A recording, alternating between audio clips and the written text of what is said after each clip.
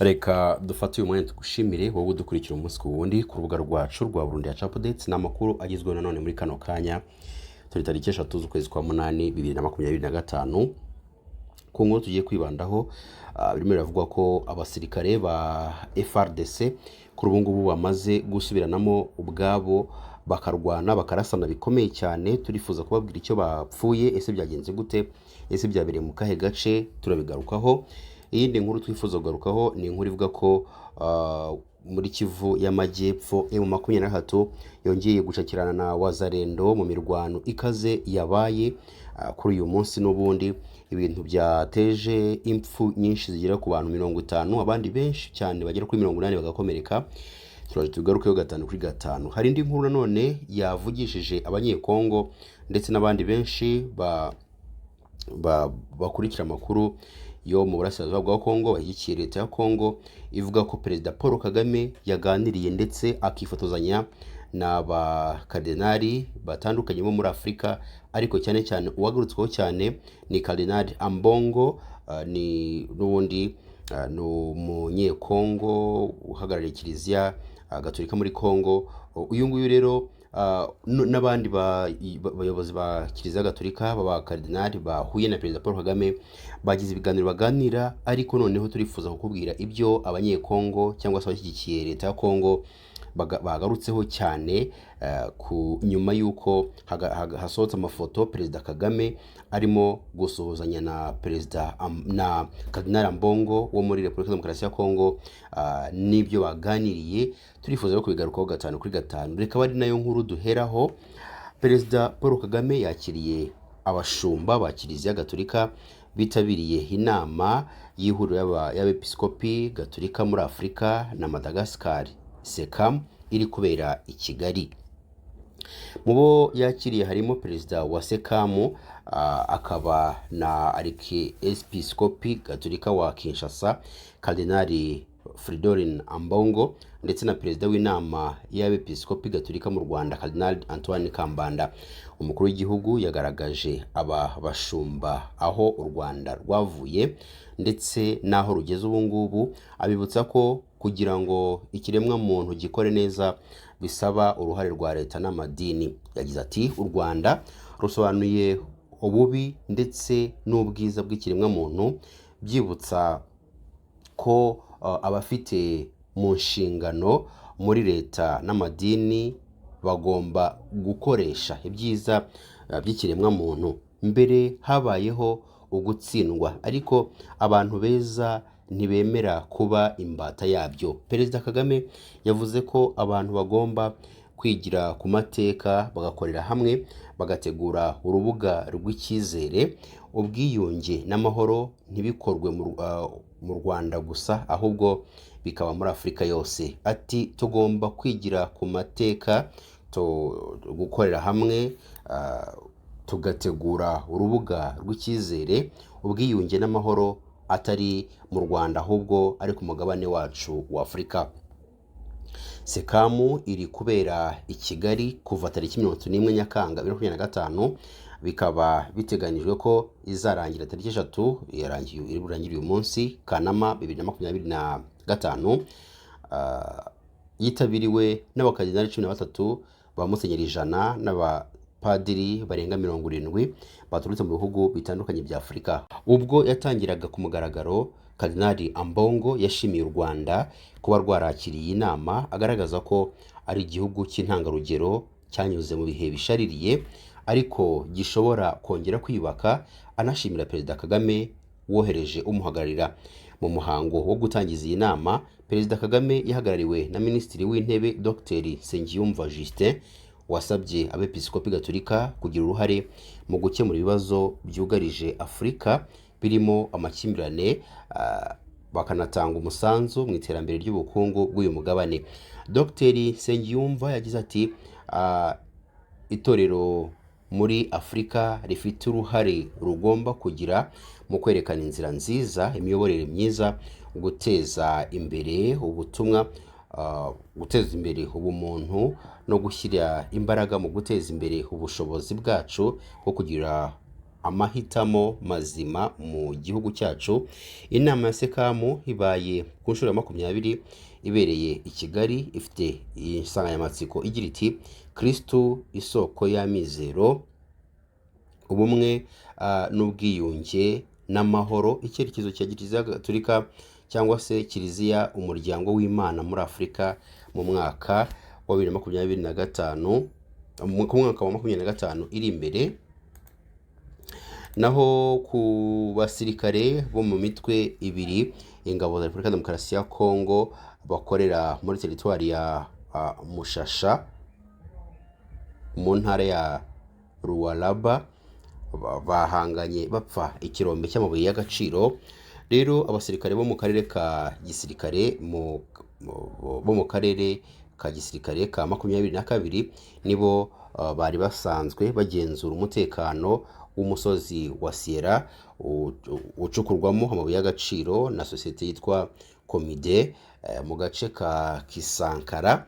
Tariki 30 Nyakanga 2025 abasirikare batunguwe no kubona amakamyo atwaye bagenzi babo bo mu mutwe w'ingabo zirinda abayobozi bakuru GR berekeza muri uyu musozi kugira ngo bawugenzure. Abo muri Republican Guard cyangwa se GR barahageze basaba abo muri ako karere ka 22 kuhava, ariko barabyanga batangira guhangana. Abaturage bari barimo gucukura amabuye y'agaciro kuri uyu musozi nabo barigaragambya. Umuhuzabikorwa wa sosiyete sivile ikorera muri kano gace Deogratias Yambeno yatangaje ko nyuma yo guhangana gukomeye abasirikare bo mu karere ka 22 bemeye kuva muri uyu musozi, rero basimburwa nabo mu mutwe urinda abayobozi bakuru. Yambeno yasobanuye ko ibikorwa by'ubucukuzi bw'amabuye y'agaciro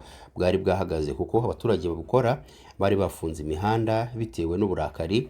Rero batwikira amapine mu muhanda uhuza Kisankara ndetse na Kisanfu muri gitondo kuri uyu wa gatandatu tariki 2 Kanama. Imirwano yongeye gutangira mu mudugudu wa Kamakombe, ni muri teritwari ya Kabare muri Kivu y'Amajyepfo, hagati y'abarwanyi ba FCM23 n'inyeshyamba za Wazalendo zifashwa na guverinoma ya Kongo.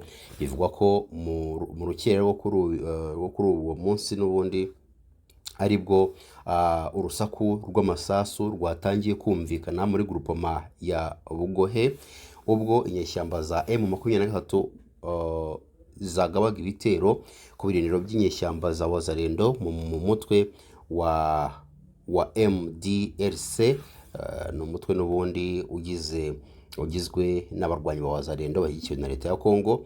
Iyi nkuru dukesha Okapi ivuga ko nyuma yo kwigarurira akanya gato igice cya kabiri cy'umudugudu kwa M23, inyeshyamba za Wazalendo zashoboye kuyisubiza ndetse ziranabashwiragiza nk'uko abaturage bo muri Kinshasa barimo baragenda bakoresha iri jambo ngo ni ukubashwiragiza, baburiza babavana muri ako gace bari bafashe, n'ubundi baburiza imisozi ya Kavumu muri ako gace bajya kure cyane yaho n'ubundi bari bateye. Nibwo bwa mbere byumvikanye muri iyi minsi, kuko Wazalendo yavuze ko igiye gufata umwanzuro wo kwihorera. Rero M23 byayikomeranye kubera yuko birimo kuvuga ko hapfuye abasirikare benshi bagera kuri 45, nubwo byirinzwe gutangazwa, ariko amakuru ava imbere mu rugamba avuga ko nibura abantu 45 bitabye Imana cyangwa se bapfuye bishwe n'ibisasu ndetse no kurasana. Abandi benshi cyane bagera kuri 80 ngo baje kuba bakomereka mu buryo bukomeye cyane. Ni ibintu rero byateje ikibazo gikomeye cyane, bavuga bati M23 ishobora kuba yaracitse intege. Byagenze gute? Ni gute Wazalendo yaba irimo kuyishwiragiza bigeze ahangaha? Ni rero ni inkuru irimo kugenda itera ikibazo no kwibazwaho cyane.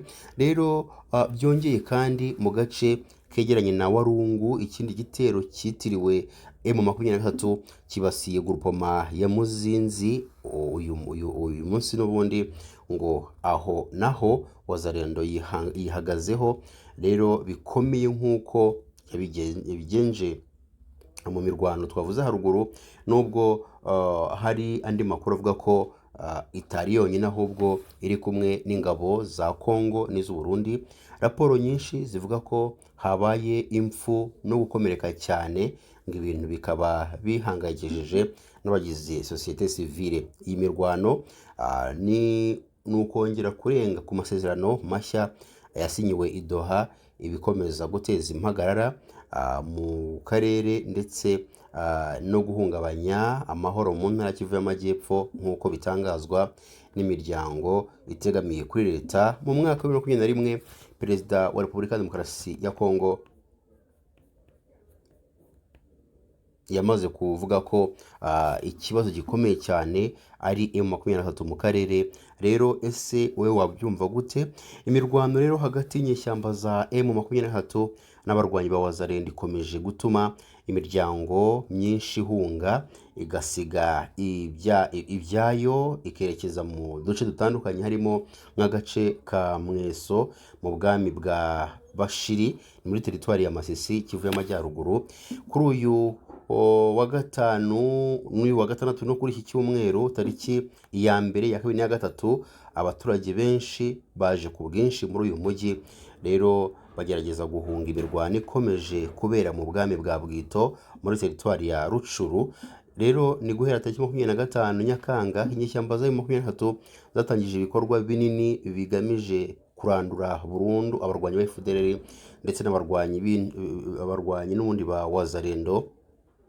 Aba bose rero bashyigikiwe na leta ya Kongo. Ibyo byose bikaba byarushijeho kugira ingaruka mbi ku mibereho y'abaturage, nk'uko umwe mu bakuru bo muri ako gace babivuga. Abenshi muri aba bavuye mu byabo bakomoka cyane cyane mu midugudu ya Nyarubande n'utundi duce two mu itsinda rya Kihondo mu bwami bwa Bwito. Rero bageze Mweso nta kintu na kimwe bafite, nta bikoresho bafite, nta biribwa cyangwa se ibindi bikenerwa mu buzima bwabo bwa buri munsi bafite.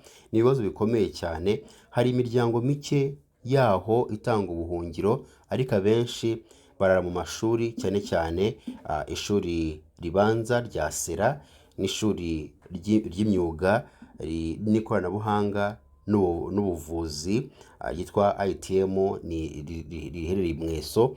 Kubera rero kubura aho guhungira, bamwe muri abo bavuye mu byabo, cyane cyane abagore batwite n'abana, bakomeje urugendo bajya mu yindi midugudu bituranye, aho ubufasha buboneka ari buke cyane, ndetse amazi meza n'ibiribwa bikaba ari ingume, bikarushaho guhungabanya ubuzima bwabo. Imiryango ya sosiyete sivile